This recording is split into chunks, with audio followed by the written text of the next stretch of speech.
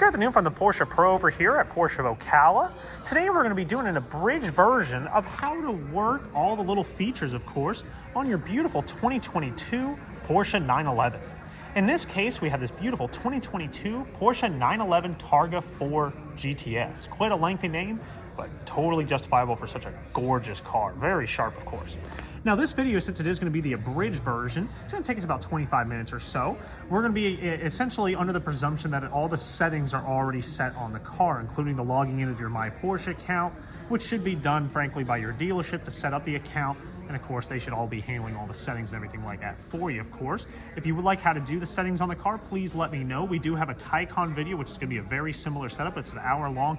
You can see it's quite a lengthy process, but please feel free. I can make one, of course. But let's go ahead and get started. Now, we're going to be first taking a look at the key, of course. Just like any of the other Porsches, we have unlock, lock the car, pop the trunk, of course. This being a rear engine car, we're going to have the front trunk, or the frunk as many people like to call it, which is this button over here. And on the back, we're going to, of course, have our panic button right over here. And of course, our emergency key, which is going to be right here. And I'm going to be making a video here shortly on how to get into your car. God forbid your key fob battery is dead. So let's go ahead and get started. Now we do have the expanded comfort access on this car. So of course the door handles are going to pop up even as I had just approached the car. Unlocking the car, I just reach for the door handles and give it a yank. And if I wanted to lock it, I would just go ahead and hit that little button right over there. And as we come into the interior of the car, we're going to agree with that beautiful interior. Very nice looking. We have our window control right over here. How to adjust our mirrors left and right using those two buttons. And to actually control them is using that little dial. And this little button, of course, is going to be if you're going through a wash or something like that, or you're pulling into a tight parking space, we'll fold in your mirrors manually. We already have that set to, of course, fold when we lock the car, but it is important to know where that button is in case you're doing some tight parking spaces. Our memory seat function right over here is going to remember things such as our steering wheel, our mirror positions, and, of course, our seat positions, all depending on equipment, of course. But all we have to do in order, once we get everything set where we want to, we would just hit set. It lights up red, you can see that, and then we choose whichever button we want to assign it to, of course. Then, of course, we have our unlock and lock buttons right over here. Very simple, no problems at all there. Well, let's go ahead and discuss seat controls. Now, the seat controls, these are going to be the 14-way power seat, so we have our thigh support right over here. You can see that going forward or back, super easy. Our forward back. Height, if I were to lift that straight up, it would adjust the height. And also the base part of the seat, the rotation. So if I want it to be more flat or kind of more tilted back like it is now, kind of that race car kind of seat, we can do that just by kind of twisting that little bottom portion there. The pitch of our back is right over here. And our 4 ways of lumbar adjustment are right over here. And we're gonna have 2 air cushions essentially. So if you push this little guy upwards, it inflates the upper air cushion over here. You push it down, it inflates the lower air cushion. So you can change the shape of the pitch of the back, but if you push it forward, it extends both of them. So typically that's what you have, is just people pressing it forward and back. From there, of course, before we really get into some other settings, how to access the back seats, all you do is give a quick little pull handle right over here, and we have access to the back seats, of course. While we're back over here, we can also lower down these seats and use it as a shelf by giving this a little pull. And the seatbelt should always be on this side, of course, of that latch, just because it also looks proper. And you can see we have access to the shelf there, a little more access back over there. But of course, that's where our top is going to go. So we don't want to put anything there. How to pop the front trunk right here. And since this is a Targa, this will raise, of course, the rear section, which is pretty darn cool. So let's go ahead and hop on in. Our headlights are already in automatic, of course, so to go ahead and start the car, all we got to do is have our foot on the brake, the key in our pocket, and go ahead and twist this all the way over. So we're just going to put it in accessory mode right now. To, of course, put on our rear fog lights is going to be this little button. Manually putting on our headlights would be this button, but since it's dark enough outside that our auto headlights are on, this is already lit up. So once again, this is just telling us that the headlights are on automatically. And then this one, we really don't want to hit that, especially here so much in the States. It's for parking lights. Hitting that and leaving the car can drain your battery, so definitely don't hit that button. Cruise control is also going to be incredibly easy on the car, of course. We turn this little system on or off, and we can see that little indicator popping up whenever the system's on standby. And if you've watched my other video, of course, you'll see I always like to describe it like a DVD player. Whenever you initially plug in a DVD, it doesn't actually take you to start playing the movie. It takes you to the main menu, and that's where we're at right now.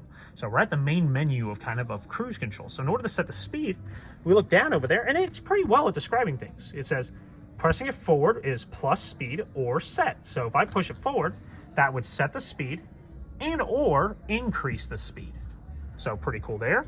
Then slowing it down, you pull it in. We have a lot of horses around this area, so I always say you rein it in like a horse. You pull it towards you to slow down. Canceling it by tapping your foot on the brake or just hitting that down, and resuming it by lifting it straight up. That's it, pretty easy. High beam operation, of course, this one does have the PDLS Plus, so we do have this little guy telling us that high beams are automatic. Otherwise, they operate just like any other vehicle. You push it forward to keep them on, and pull it back towards you again to turn them off. But if we want them in automatic, all you have to do is just tap it forward. We're just pushing it away from us until we see that A right there. Pretty cool. From there, of course, we're going to talk about some steering wheel controls. Now, once again, on the presumption that all the settings are set on the car, we have our voice commands right over here. They are intelligent. Find me the nearest Italian restaurant. And then let's say if I made a mistake, I didn't want her to listen to me anymore, I could just hit that button again and it would cancel it, which I don't want it to do. So we're going to go ahead and cancel it. Pretty cool. This little button right over here is going to be the next station of whatever source you're listening to, satellite, FM, AM, whatever you want. This will take it to the next station. This one I've assigned to be previous station. So next station, previous station. Super easy. Volume for the radio is over here, or this leftmost dial. And if you notice, these arrows right over here are previous station, next station, the exact same function as these arrows. So we kind of have the same controls for right there and, of course, on our dash. Over here on the right-hand side of the steering wheel, we start getting into a little bit more interesting stuff. So I'm going to go ahead and close the door so we get a little more quiet. So we have this little button right over here. Now, what this does is we have this little red highlight right there. See that jumping?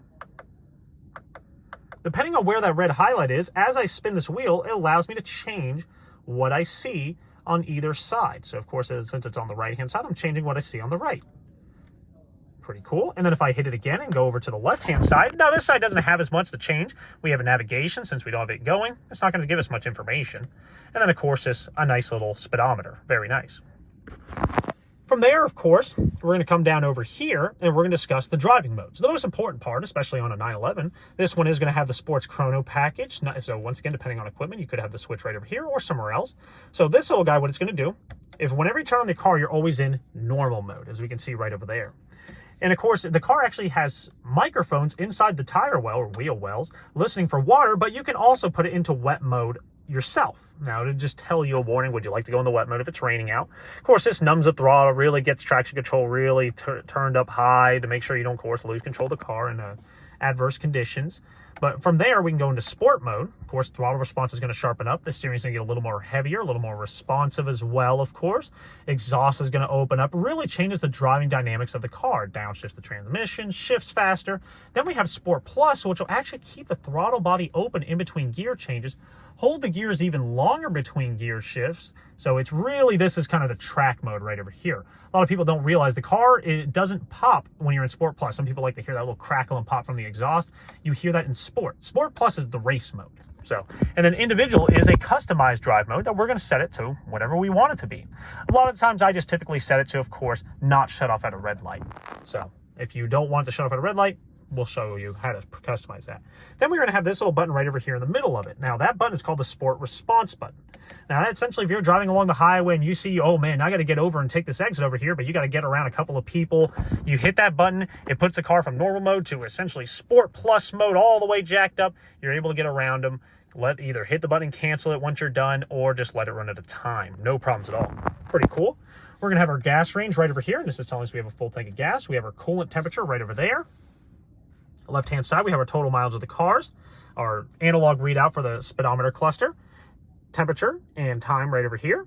Pretty cool. And our centralized tachometer with our digital speed readout and what gear we're in right over here. Very nice. Now, of course, since the car is not fully on, is obviously why we have all of our lights over here. Entirely normal. Our main infotainment system, we're going to dive into that in just a minute, but we're going to, of course, talk about our windshield wipers. Super difficult. I always tell people, always joke about that, how difficult they are, but it's literally just lift it up one. You'll get a swipe to confirm, hey, the system is an automatic now.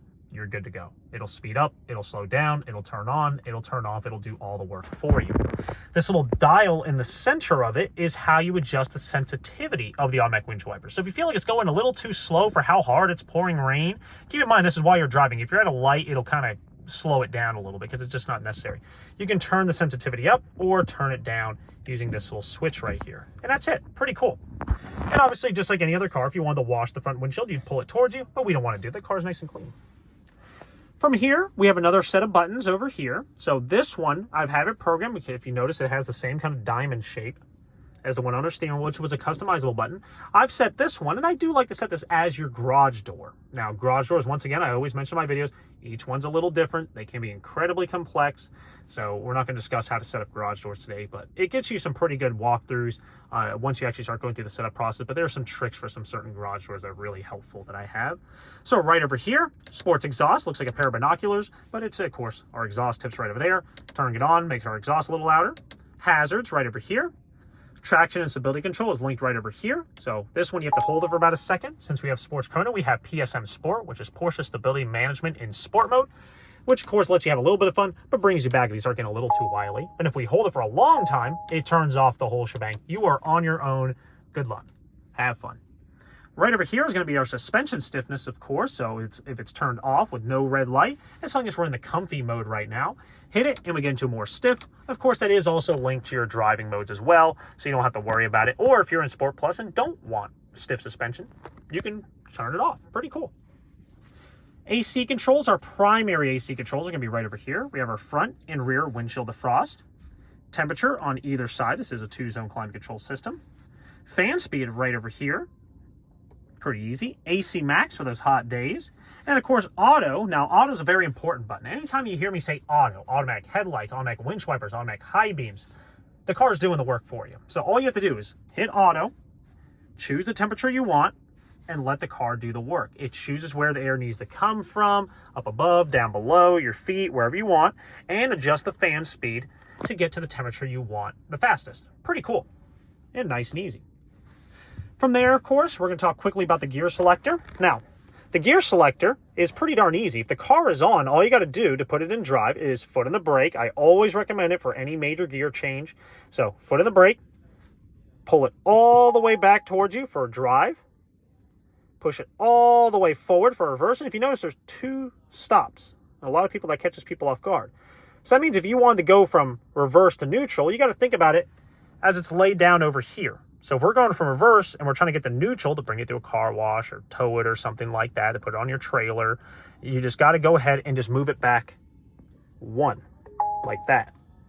But if you're in drive and trying to go in the neutral, well, you got to push it forward 1, because you're trying to go from reverse to neutral, we'd push it down.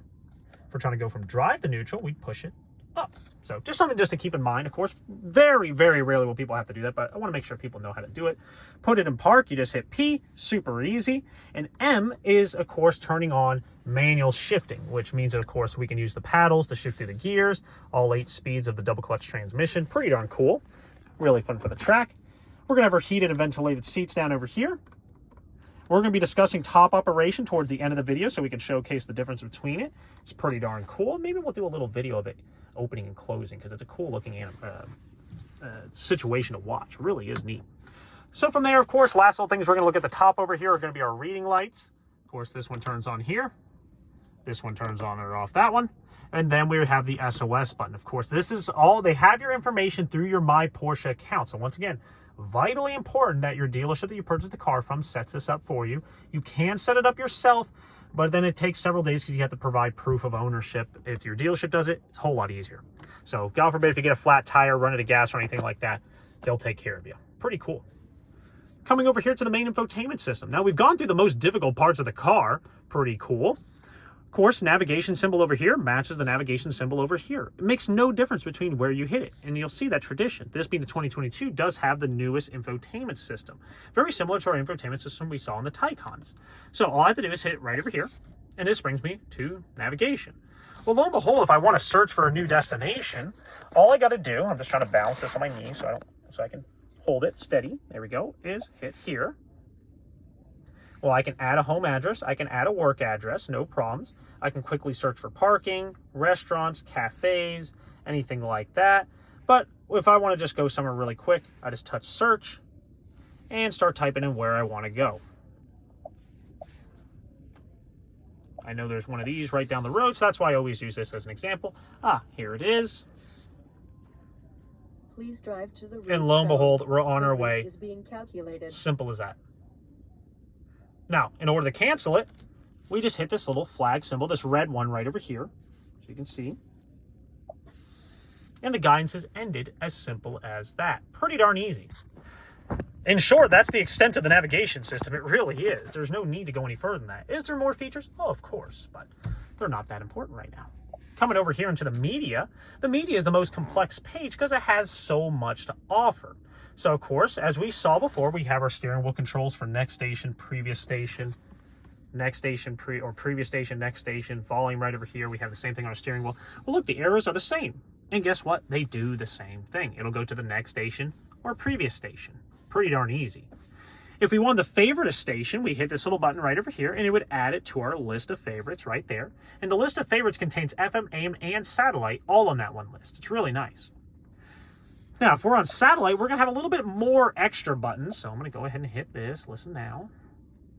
As you see, we still have the same arrows, but then we have these inner arrows. And of course, with satellite radio, while you're listening to a station, you can rewind it and of course bring it fast forward it back to live, which is really darn cool. The only problem is if you change stations, it loses what you've recorded and things like that.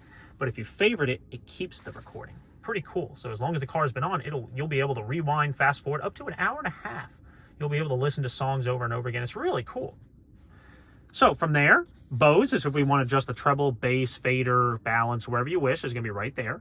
But if you want a list of stations, because tapping this over and over and over again can get a little slow, a little tedious, especially if you're trying to get to like the upper hundreds or anything like that for some of the sports stations, all you do is hit list.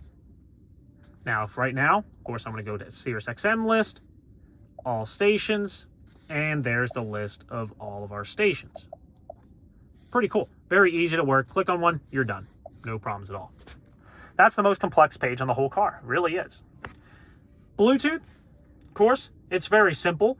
Obviously, I'm not going to hook up a phone for this video, but essentially at the top of the list, you're going to, at the top of this page, once your phone is paired up, you're going to see call history, which is your history of calls you made, keypad, which is your keypad, and contacts, which is your contacts. That's about it. It's pretty self-explanatory. But in order to hook up a device, we're just going to hit Start Search right over here, pull out your phone, go to Bluetooth, look for this device name, tap on it on your phone, and watch your phone and the screen for the following pop-ups that say, hey, would you like to do this?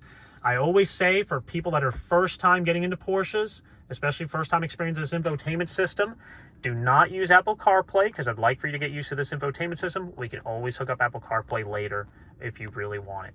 So just helps a lot of headache later. From down over here, this little car symbol is a very simple page, of course. It's going to be how we can customize our drive modes. We have an auto start stop right over here. Spoiler to extend. It extends automatically depending on your speed, but we can also extend it manually. Our sports exhaust, which you have a button for it right over here. Our chassis stiffness is right over here. Our drive mode, which we can do right from this style. It's just another page to view everything. Assistance is going to be all of the safety systems on the car. You can turn them all on, turn them all off, customize them, set the settings for them. Once again, we're on the presumption everything has been set already. Comfort is where we're going to come to change the ambient lighting color. You can come right over here, hit ambient lighting, and choose whichever color. Obviously, this one with the beautiful red leather, we set it to red. Pretty darn cool stuff. So from there, we're almost done with the whole car. We're going to make on some touch points right over here. Of course, a lot of people don't realize this cup holder can be removed in case you spill a little something in there and you don't want to make a mess. But a lot of times they actually have like a little cubby you can put in place there if you just want to use that for your cell phone. And of course our parking brake, just like a handbrake, you lift it up to turn it on, push it down to turn it off. And our secondary cup holder for the passenger side is way over here.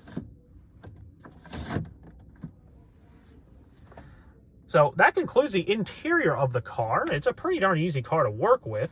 So let's go ahead and turn on the car. And we're going to showcase, of course, the animation of the top opening and closing on the GTS.